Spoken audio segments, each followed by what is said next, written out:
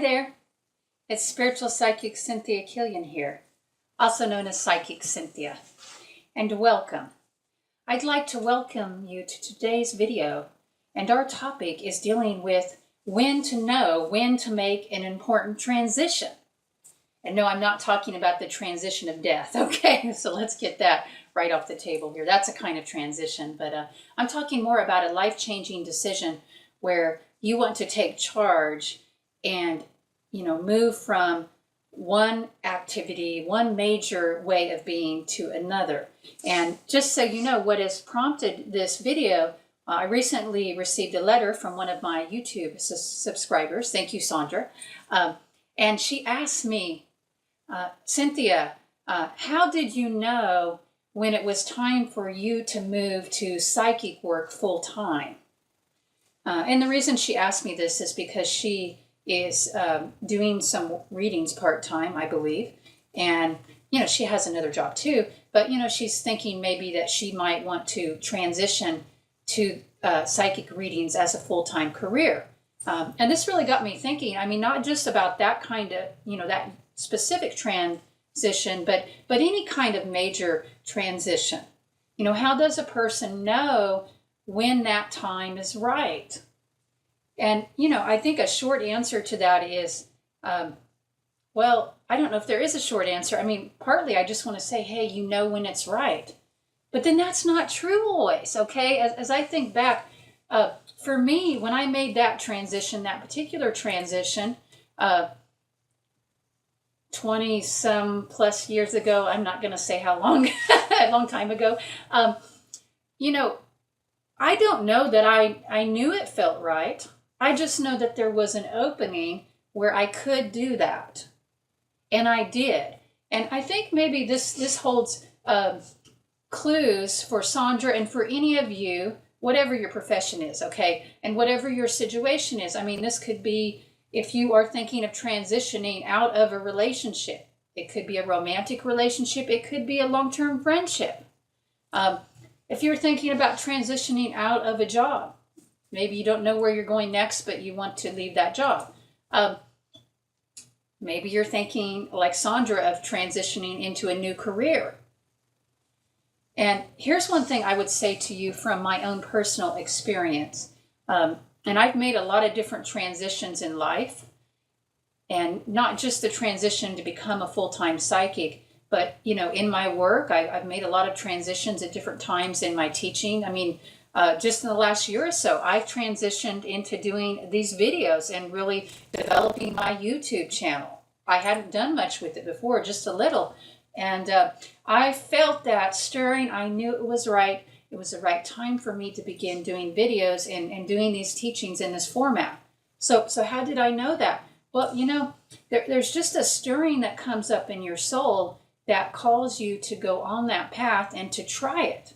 It's the soul, the way it is approached. The soul never guarantees success, okay? It's more like your soul wants to go on this path, and it wants to experience that path. It wants to, as an experiment almost, right? It just wants to have that experience to go on that journey. So your soul is not really particularly concerned with whether the next thing you're doing is going to be commercially viable or successful, okay? The soul likes to take risks. So there's a lot of different ways you could approach making transitions like I'm talking about. And certainly, I just want all of you to know, I think it is of great benefit to look at the practical ramifications. For example, if you are thinking about making a career transition, if you're starting a new career, if I were doing that at this stage, I would want to consider and weigh logically, what are the earning potentials in that career? How easy is it for someone like me or you, if you're the one considering this, right? How easy would it be for you to move into that career and be successful at it financially? Yes, because most people do need to get paid for their careers. And also, how easy would it be for you to be happy in that career as a career? One thing that does come up with career transitions, especially, if you're really changing completely, let's say you want to be a professional psychic, or maybe you're in the corporate world and you're thinking about transitioning to freelance coaching or freelance contract work of some kind. Maybe you like to teach, corporate help stuff, right? And you want to go out on your own and do that. Well, one thing you might want to consider, if you have this passion of something that you currently do now on the side, and you're thinking about converting that into a career, do understand that doing something as a part-time hobby, in other words, you're doing that for your fun and your fulfillment, and that is different than doing it as a career. Very, very different. So that's something I would speak to just specifically in the professional realm. I mean, when we do something as a career, that is your profession. You must be professional about it, right? You can't be so laid back about it. And you have to be on your own work schedule, or maybe other people's schedules. You have to show up and do the work, and it is work, okay? And that's why I've done pretty well as a psychic, because I love the work. I'm not afraid to work. And anybody that's ever been around me knows that. I'm very committed, and I'm not afraid of hard work. And so, if you're thinking about making a career transition with something that is a hobby, I want you to consider that. I mean, do you want to do this as your work? And if you're not sure, think about other jobs that you've had, and think about, well, could you do that hobby in the same type of way? I mean, of course it would be different, okay? But, like when I worked, as an office worker or whatever, being a psychic is different, but in some ways it's not. I still have to keep a schedule. I still have to be productive. There's so much to do as a professional psychic besides doing readings and making videos or teaching classes. There's so much to do to manage a business, okay? And even if you have somebody helping you, even if you have a whole team of people helping you, then you have to manage them helping you, okay? So in regards to the career field, keep that in mind. And, with any transition, though, that you're considering, you do need to feel into your heart and see what your soul says. And, is it something that excites you? Not just the idea of making the transition, but the idea of living in the state after the transition. So those are some things that I would consider. Making the transition is exciting. New beginnings are always exciting. Starting a book, starting to write a book, isn't that exciting? Then you have to write the book. And then guess what? Once you've written the book, then you have to promote the book. You have to get the word out. Maybe you're going to need to teach some classes on the book. Can you get excited about that part? It's a little bit like marriage, which, by the way, we could apply these ideas to the marriage decision. If you're thinking about making that leap, I mean, can you get excited about being with this person even when they wake up in the morning and, you guys have to go clean the house together, or you have to take care of the baby or whatever together? Can you fall in love with the not so sexy parts of the transition? I think that would be helpful to consider that. I mean, in saying that, I think most of you who are listening, maybe you're not even going to implement this part of the advice. I hope you do, but I think a lot of people are going to brush right over it. So, I don't know, don't be one of those people, okay? Think about that. And, when you are on the precipice, as I call it, so you're on an edge, and you are thinking about jumping off into a new life path, yes, you can think about it and weigh some of the decisions, as I've indicated, but feel your way into it.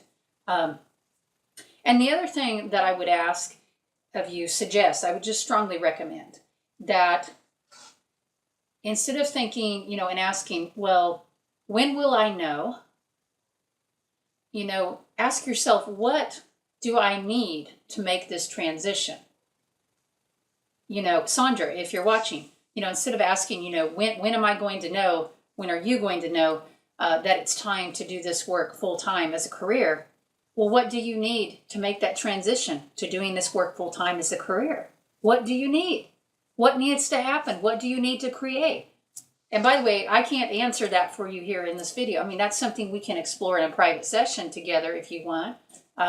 But you have to figure out that part for yourself, to some extent. I mean, I think having another person as a sounding board, even if it's just a good friend, but certainly a psychic counselor or a spiritual counselor, a wise and trusted advisor, whoever that is for you, a mentor, having someone to bounce ideas off of is really good, because I think you do need to get outside of your own head.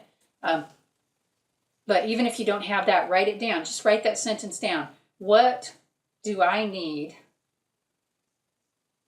to create or do so that I can make the transition to this work full time?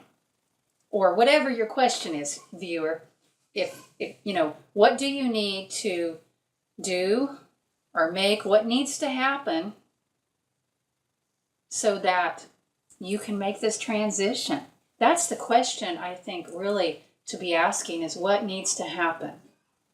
And one thing I learned a long time ago, this has to do with doing psychic readings professionally. And, really, I like to start my readings with clients off by just telling them a little bit about what I'm feeling around them and seeing for them, quite a bit, actually, before they ask any questions. And the reason I do it that way, and we do get to their questions later, okay? We absolutely do. Although a lot of them, their questions are already answered just by me telling them what I'm seeing and feeling for them. But the reason I start that way is because I need to bring through the guidance that they need first. Because a lot of times people, especially if they're coming to the reading confused or anxious or frustrated, they don't really know the right questions to ask. You really don't. I mean, I don't know the right questions to ask when I'm feeling frustrated or confused or anxious. I don't know. If I knew the right questions to ask, I wouldn't probably need to ask questions. And so what I'm saying here is the ability to ask the right questions in your own life to yourself about your life. That is such a useful skill. So don't just ask, how will you know? When is it time to make this transition? Ask, what do you need to make this transition possible for yourself? And I think if you will ask yourself that, you will get a very clear answer from your soul. And if you don't, again, go back to consulting with your mentor or your trusted counselor. But, sit with that for a while. Ask yourself that. For me, making the transition I talked about in the beginning, and keep in mind, I was very young, okay? I was very young. And to some extent, when you're young, it's so easy to just say, screw it, I'm going to do it, right? Young people don't, think the same way as those of us who are, let's say, over 30. Okay. There's a certain lack of, inhibitions, it's just, you just do it, right? And that's the beauty of youth, by the way. I mean, but also sometimes that can lead to some interesting experiences. So for me, all I needed to make that transition was an opening.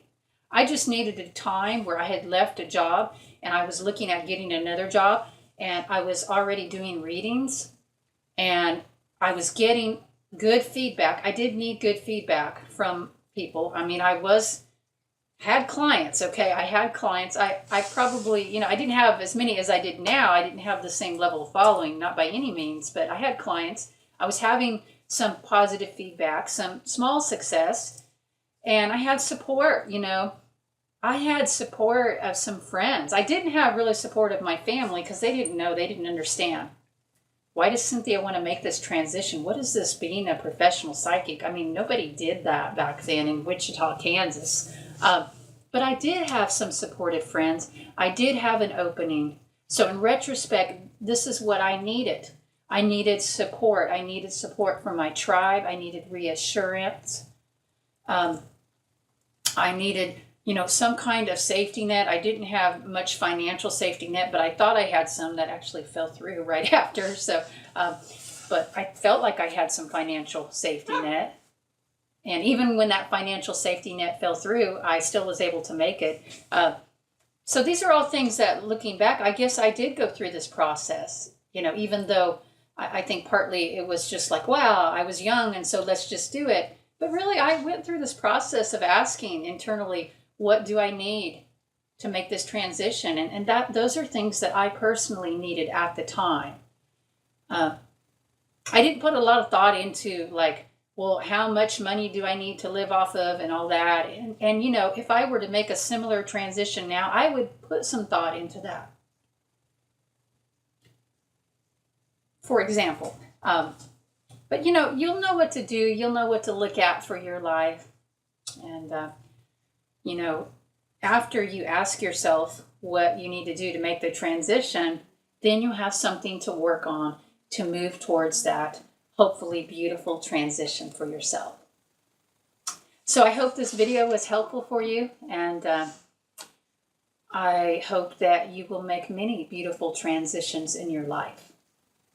Until next time, love to you all and bright blessings.